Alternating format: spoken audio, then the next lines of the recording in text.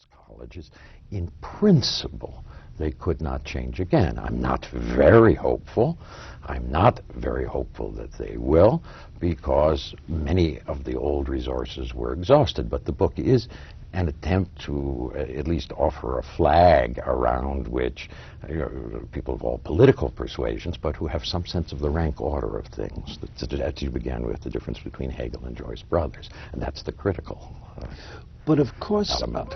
Of course, it's so interesting to note here that you say you're not enormously hopeful.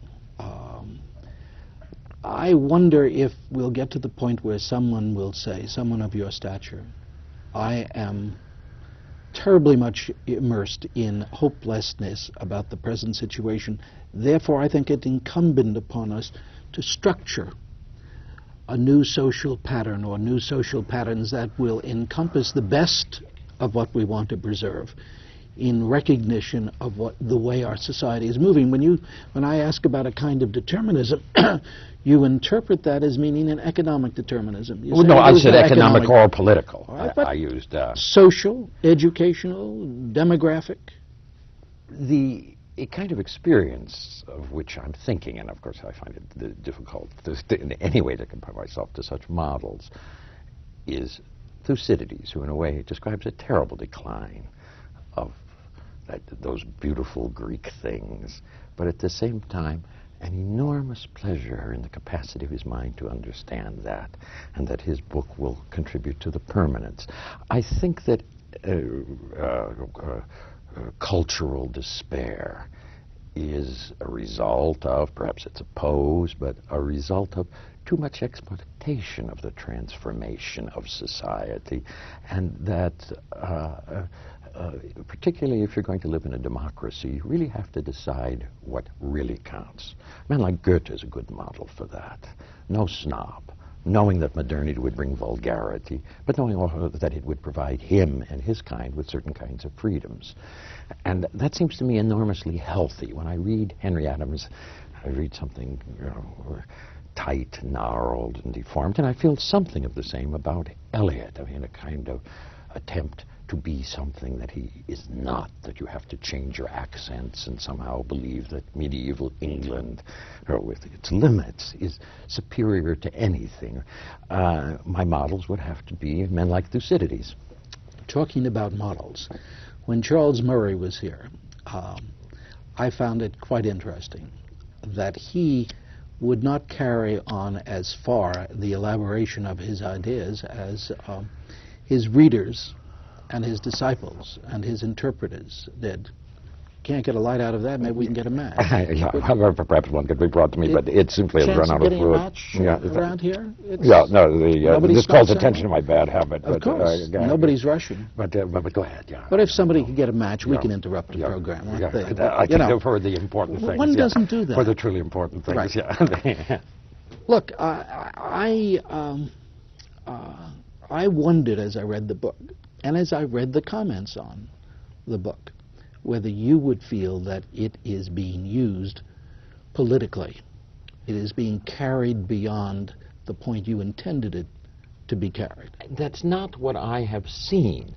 It might have been an expectation, but I found it extraordinary. Maybe it's being used politically, but it's so much across the spectrum. You see, as I told you before the show began, for me, this is an enormous surprise. I really thought that it would be like other academic books, perhaps a slightly broader audience, but certainly not more than 10,000 readers, and the sort of thing that would be reviewed in intellectual journals with an enormous amount of controversy, if reviewed at all. But what I have found is that thank you very much. Yeah,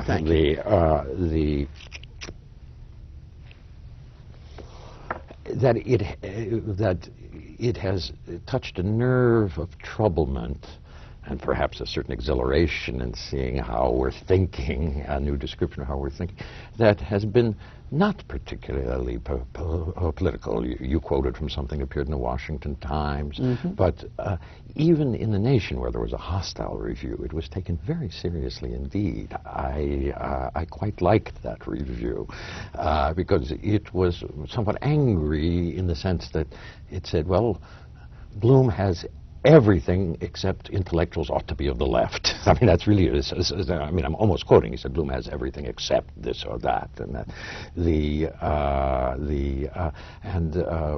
reviewers of such various political tastes as William Crystal and Christopher Lehman Haupt have liked it. And so thus far I don't see it being used politically, but I could throw that back at you. Do you see it?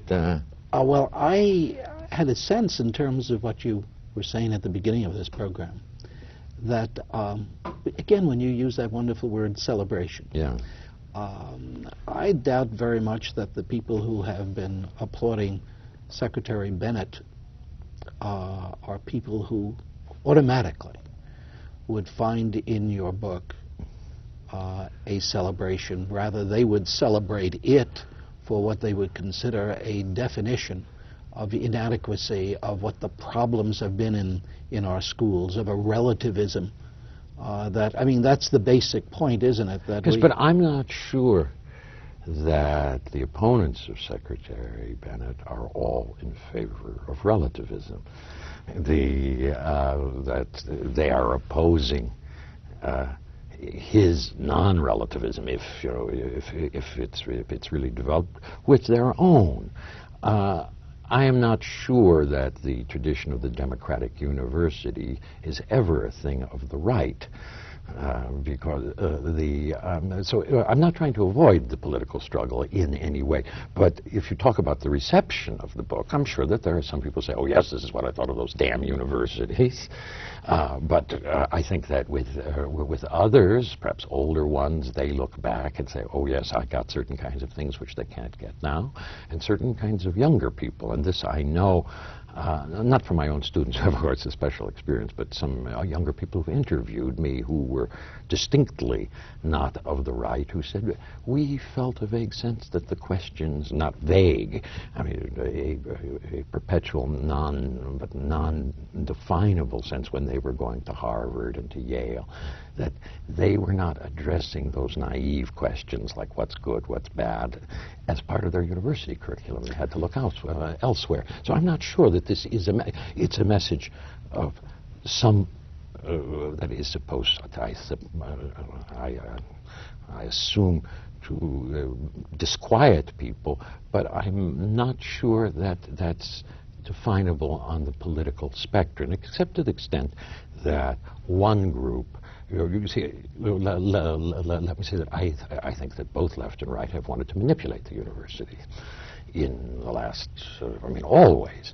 But that the university's separateness and its integrity is a message that can appeal to across the political spectrum. Yeah. Do you think that aside from the major universities, both private and public, that it is possible, or likely, fairer question, likely that the universities will recapture what they meant to us? But you see, in this sense, I do concentrate on the major universities because I think they set the standard for the rest of the country, since they are very egalitarian institutions. What I mean to say is that perhaps most of their students are middle class, but there's plenty of scholarship aid. There is certainly the parents of those students were not necessarily middle class. They're very egalitarian insofar as they can be. They follow test scores, and a lot of the old kinds of distinctions have disappeared. And in that sense, they are free for an intellectual life, and that they are most likely to act as standards. I mean, I follow Tocqueville in this. Tocqueville said, of all the things America most needs, it's a few universities devoted to the classics, because they will bring into American life something that would not otherwise be there, something which is not in itself perfect either, but acts as a counterpoise to leveling. But Chicago, St. John's, they were there, and they didn't do it. Whatever went on in Maryland, depends on what they didn't do. I mean, this is not a book with the notion of transforming this country into a image of ancient Athens, because I think it's important just to preserve some of the highest things always, and one will later see their political effect, but one loses if everything has to be translated into a program. That was my objection to the University of Chicago tradition. They had a good university, and they said Hutchins and Adler, so let's publish the great books and let everybody do it. I mean, there's nothing against letting everybody do it, but you can only concentrate in one place, and I think they did disperse their energies. And it's important that there be a half dozen